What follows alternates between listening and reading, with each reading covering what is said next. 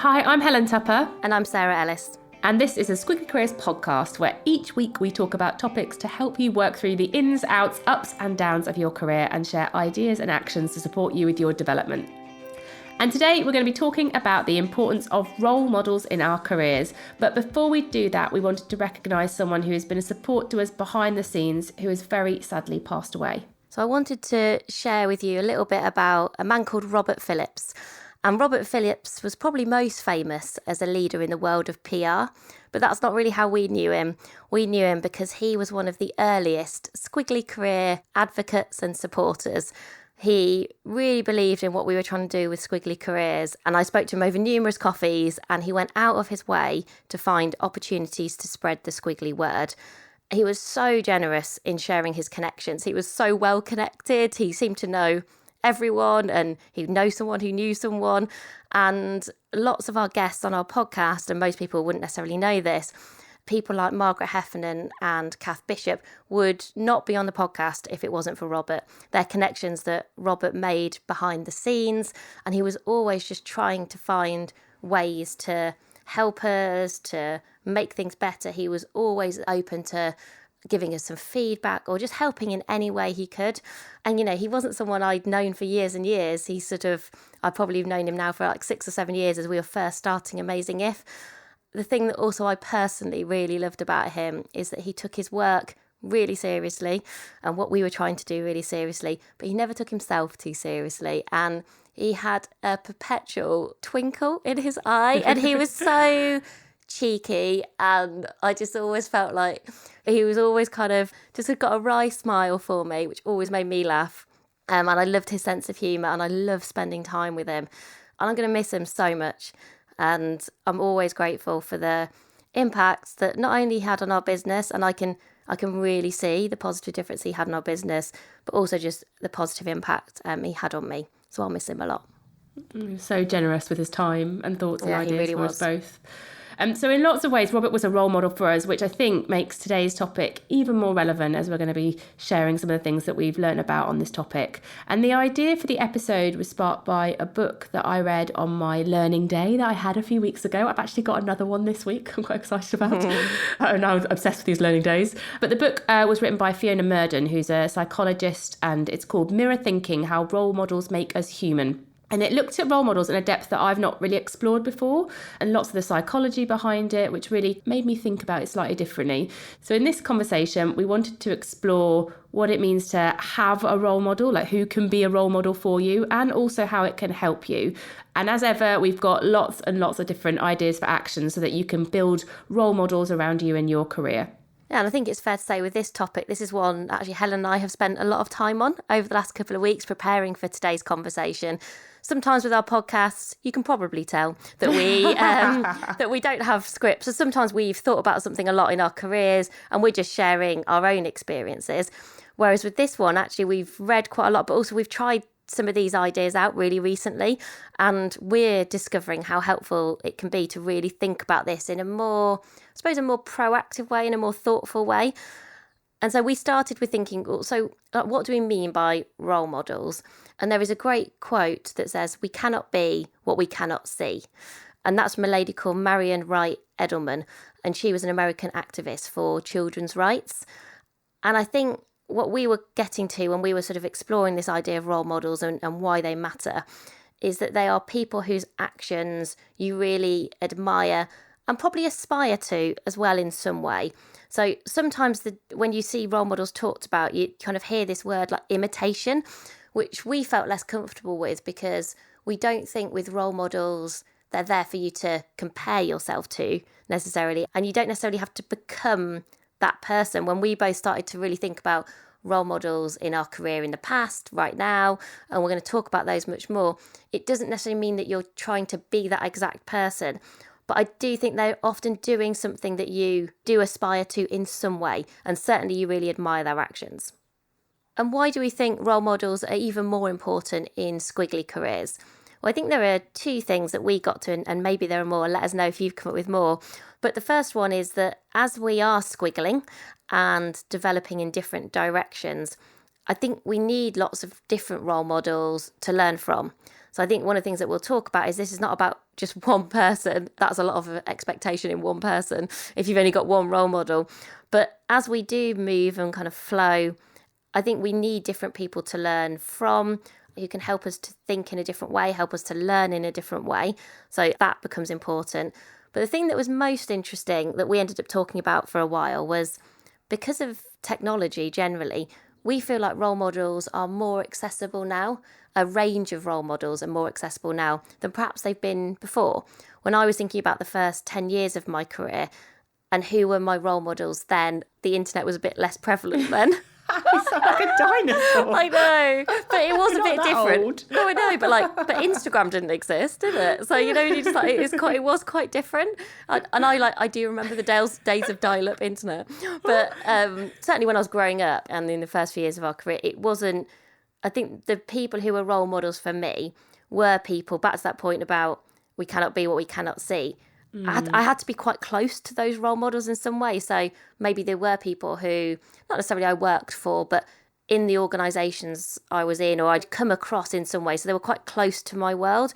Whereas now I think, and we'll talk a bit more about this, that role models can come from so many different places. You don't need to have spent time with them. You can learn lots about people without being in the same organisation as them. And that's why I kind of feel like that's the benefit now of role models, just feels even more important. They can inspire you in lots of different ways. And just on to that point around lots of different ways, we thought about three specific ways that role models help you. The first is that they can help you see the art of the possible. So if there's something that maybe you're interested in and you can see someone else who has done it, that can be a source of inspiration for you, and it can help to kind of also boost your belief. That's probably the second thing, because whilst you're not trying to be them, you might think, well, they've gone through that, they've done that, it is possible, so maybe I can do this too. And I think it gives you that sense of belief in some of the things that you might want to do in your career. And then the third thing is, I think it can activate your ambition. You can see things that people have achieved, or the way they're achieving them, or where they're achieving them. I think admiration is great. I mean, I think comparison's bad, but that's not what we're trying to do here. We're trying to look at other people and go, wow, I think what they're doing is brilliant. I'd like to have a bit of that brilliance. What can I learn from them? I think learning rather than comparing is a really important thing here when we're looking at role models. So that's sort of why it's worth our time. Art of possible, boosting our belief and activating our ambition. And then what we really wanted to do is share some of the thoughts that we've had about how you really invest in role models, how you think about who they could be and how you could, in the nicest possible sense, use them to benefit you in your career, which sounds a bit bad. And it's not, I don't think this is sort of using people, but it is about, I think, getting connected and maybe bringing some of those role models a bit closer and more kind of regularly reflecting on what they mean to you and why. So the first one, in terms of what they mean to you and why, the first kind of idea for action is to really think about what might you be missing, and therefore what might you need modelling. So for example, if I think about myself and my career at the moment, I might think, what am I missing? I'm missing a sense of being a really high-achieving CEO, or I'm missing a sense of somebody who's successfully juggling work and parenting and doesn't look tired all the time, or whatever it is. But I think if you think about where are you right now and what do you feel like you might be missing, I think that is a really good source of inspiration for people to look for role models, because again, they might be doing something that you want to do, but you're not quite there yet. And just following those people, getting curious about what they're doing, just being inspired by what they're doing can help you to kind of maybe fill some of those gaps until you get there yourself.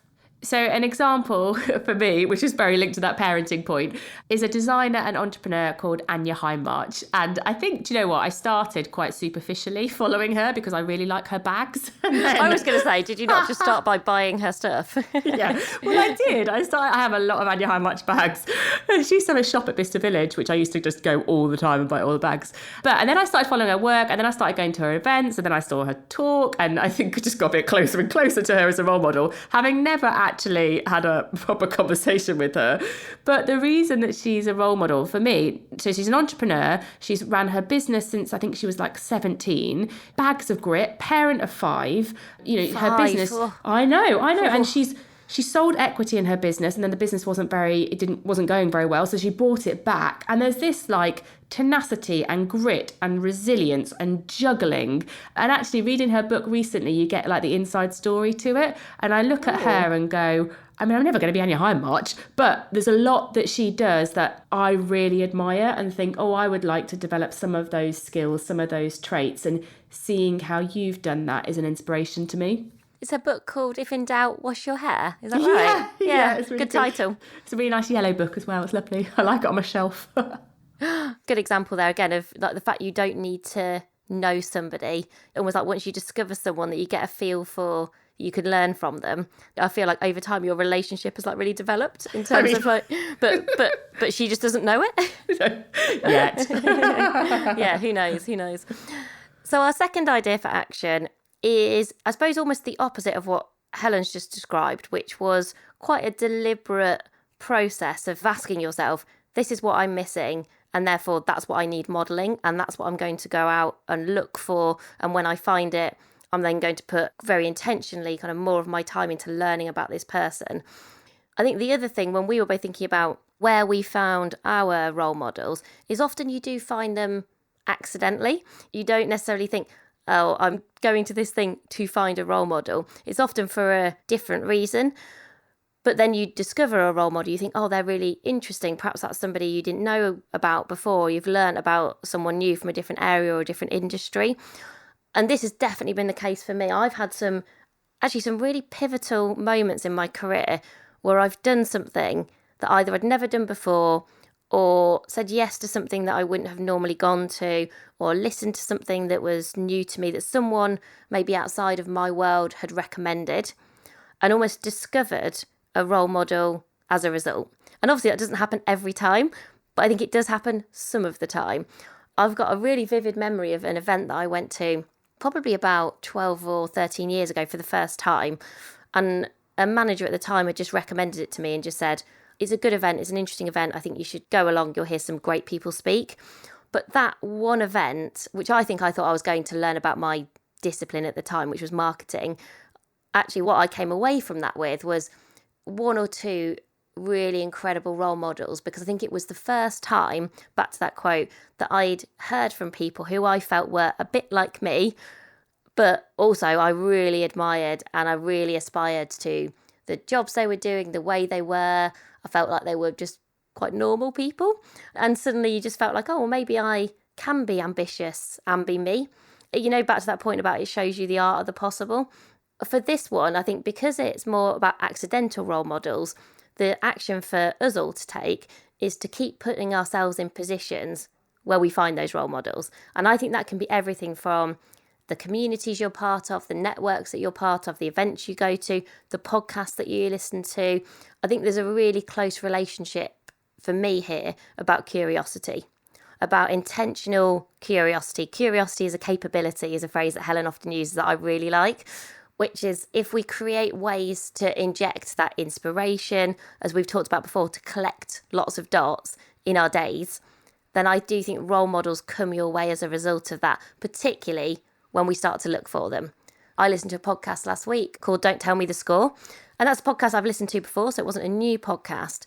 But there was a particular person on that podcast I was listening to, a guy called Lewis Moody, who's an ex-England rugby player, won the World Cup with England, who I thought, oh, he'll be interesting because I quite like rugby. But actually he was interesting for a whole host of other reasons. He was somebody who'd learned about asking for help. He talked really eloquently about how he discovered his own leadership style versus thinking about copying other leaders. And the thing that I found really interesting was just the work he now does for others. He does lots of interesting charity work. He talked really in a really compelling way about finding his purpose. And so suddenly this person who I was already aware of through my hobbies and interests, I go, wow, he's suddenly a role model that I perhaps wasn't expecting. People even talking about things like psychological safety. And I was like, where's that come from? You know, just things you don't expect necessarily in those kinds of conversations. And so that could be just a role model moment. You know, I think you can just have a moment in time where you just think, that's given me someone who I really admire and kind of aspire to what they've just talked about. And then to Helen's point, that's someone who you can then continue to invest in, or you might just think, great, that was a great moment in time that just has left me really inspired again. So I think about how are you creating those opportunities for role models to come your way.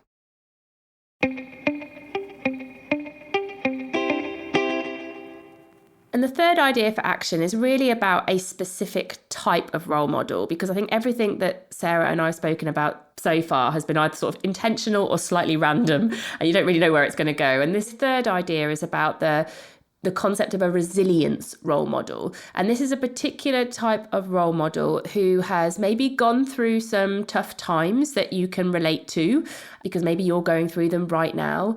And this resilience role model can give you a feeling of grit, perhaps, and confidence that you can go through this situation too. And so I think if you're going through a tough time right now, maybe you're going through a restructure, maybe you're going through redundancy, maybe you're just feeling really tired or overwhelmed, looking around you at people who might have experienced that situation, or maybe they're experiencing it right now, but they seem to be finding their way through it slightly differently to you, they can become really, really good resilience role models. One of mine, which isn't, it's funny because it's very, very different from my day-to-day context and I talk about it all the time. Sarah will know where I'm going with it. But my biggest resilience role model is my nan.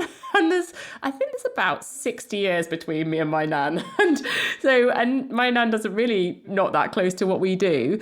But the things that my nan has gone through in her life and where she is now and her positive attitude and her energy, she absolutely is my resilience role model, because sometimes I might have a hard day and I go, I don't know, I look to my nan and I think, come on, Helen, like Nanny has coped with being on her own for the last 18 months through coronavirus, and she's a really sociable person. And I kind of go, if Nanny can go through that and still talk positively to me at the end of the day and be happy, then I think you can cope with a hard day at work. And I just look to her so much for that. So I think about who are your resilience role models, because they can really help you in those tough times, whether it's something happening today or something that might seem more significant.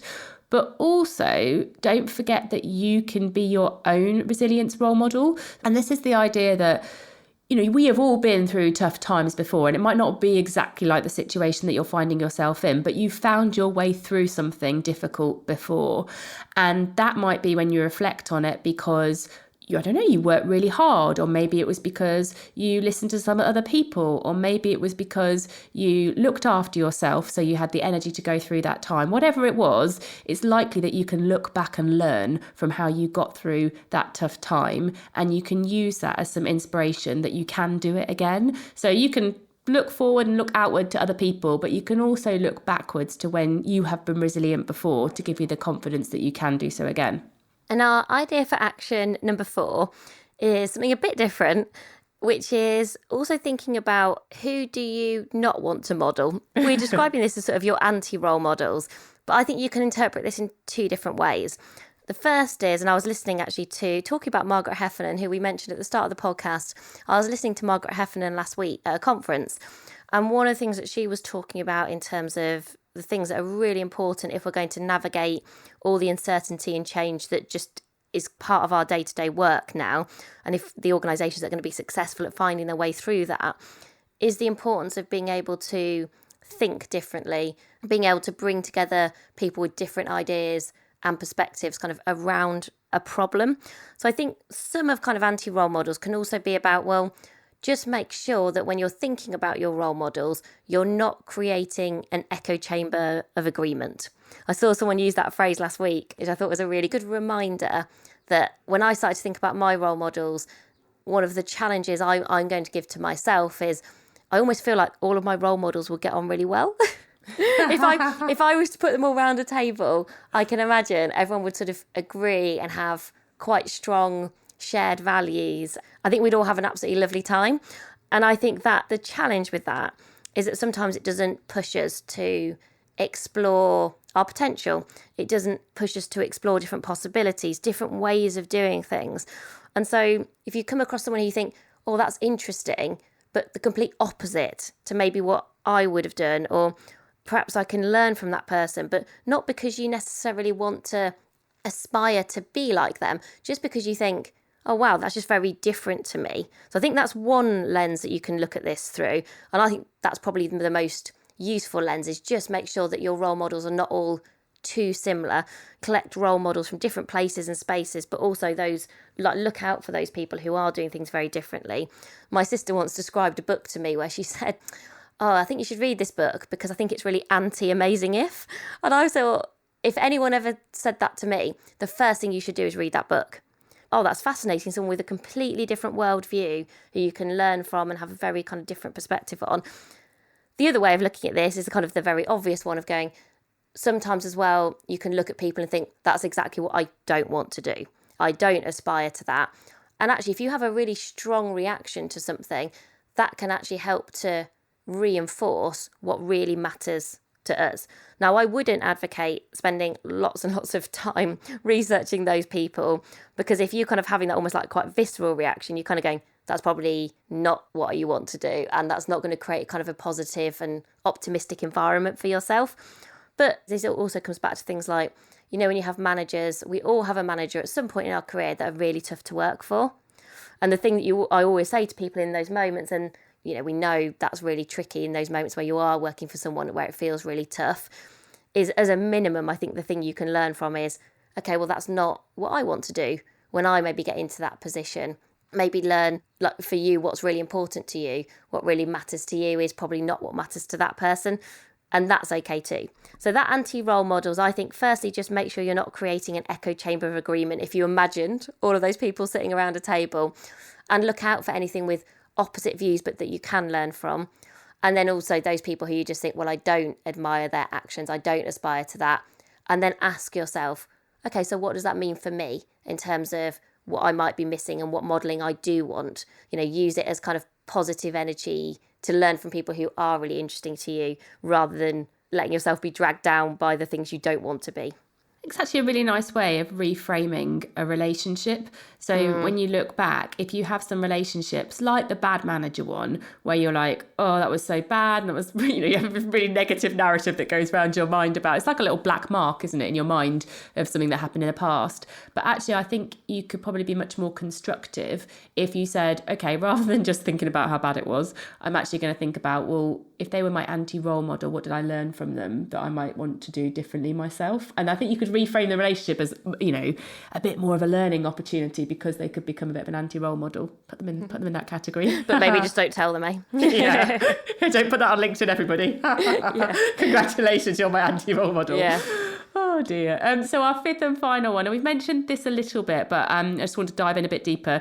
The fifth action is all about not relying on a single role model. And so Sarah mentioned at the start that actually can put quite a lot of pressure on somebody, both if they ever knew, but also for you in terms of what you're expecting them to live up to. Because actually, when we talked about, think about what you're missing, there are likely to be a few things that you're missing. You know, maybe you want to be more creative, maybe you want more drive, maybe you want more balance.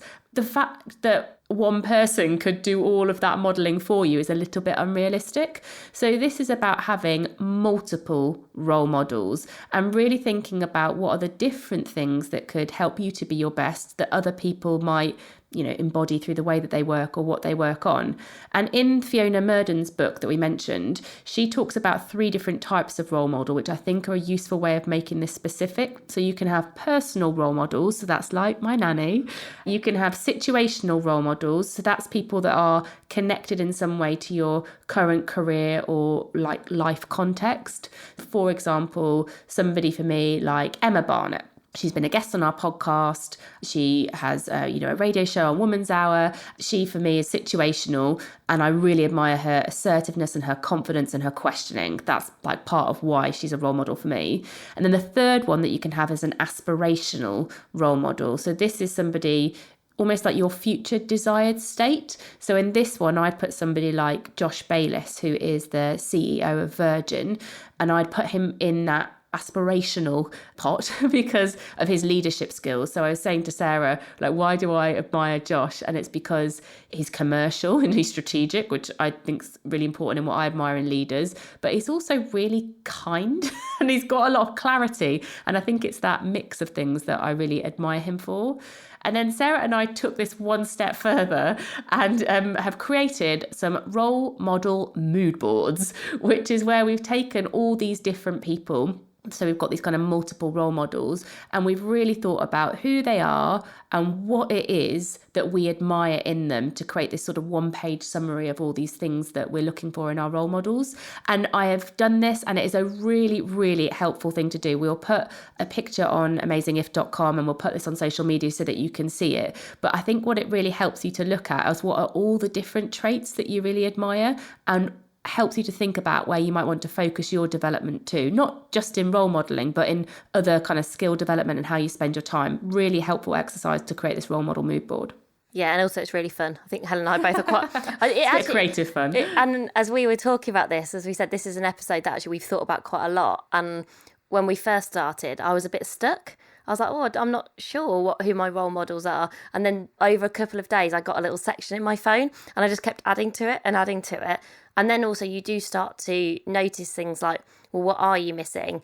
As I said earlier, have I got a bit of an echo chamber here? And perhaps what extra role models might I start to look out for? So I just think it's a really nice way of kind of bringing all your reflections together and then thinking kind of, what do I notice? So a quick reminder just to finish, if you ever want to join us on a Thursday morning for half an hour, we do something called Pod Plus, which is free, kind of short workshop with a brilliant learning community about each week's podcast topic. You don't need to have listened to the podcast to join us. I know sometimes that might put a bit of pressure on people, there's no test, there's no questions. What did Sarah say at minute 29? It's really just our visual way of learning a bit more about that topic. So we'd love you to join us. And if you'd like to, you can get all the details for that in show notes on amazingif.com, and we're at amazingif on Instagram. We also now have these brilliant pod sheets, which are a summary of what we've talked about each week and give you things like the ideas for action. They're downloadable. You can fill them in for yourself. So again, if you perhaps are listening to this and you just want to listen and you don't really want to write anything down, or perhaps because you're out walking, that's hopefully a good resource for you to just summarise. And if you're just someone who likes to then take what you've learned and work out what does this mean for me and kind of put it into action, perhaps check those out and see if they might be useful for you. So I hope you have enjoyed this topic and you've learned a lot along with us as well. And we'll be back with you next week. Bye, everyone. Thanks so much for listening, everyone. Bye for now.